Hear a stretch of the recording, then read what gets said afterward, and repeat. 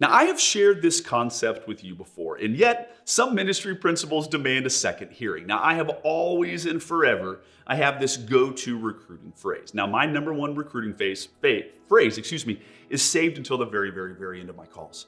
By the time I share this last recruiting phrase, I have boldly cast vision. I've shared the value of the role. I've shared with them how I can envision them doing this role with their unique gifts and abilities. Totally cool. Now, before I drop my number one recruiting line, trust me, I have shared everything about the time commitment, the start time, the end time, every bit of the requirements and more.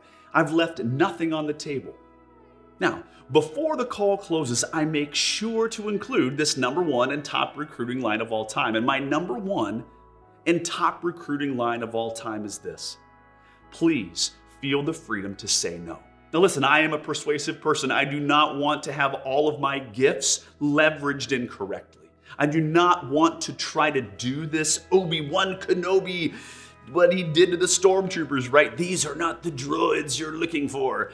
I don't want to use guilt, manipulation, a mind meld, or something inappropriate to leverage my position or my persuasion. Honestly, I want them to feel called and compelled to do this role. I want them to talk to God. I want them to check in with their Heavenly Father, gain direction. But you may have heard this from me before, but can I share it again?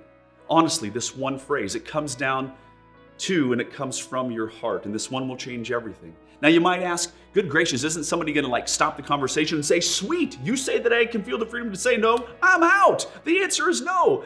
Here's the reality. No one in over 10 years of ministry has ever jumped forward and said, I'll take you up on that right now. That has never happened. Honestly, the reverse, quite honestly, has happened. People feel safe. People don't feel as if I'm trying to pin them in a corner. Who wants that, right? You see, truth be told, that one phrase, when used with a pure heart, it breathes so much oxygen into the conversation. There is no high pressure sale. I'm sorry. I gotta tell you, that just seems wrong.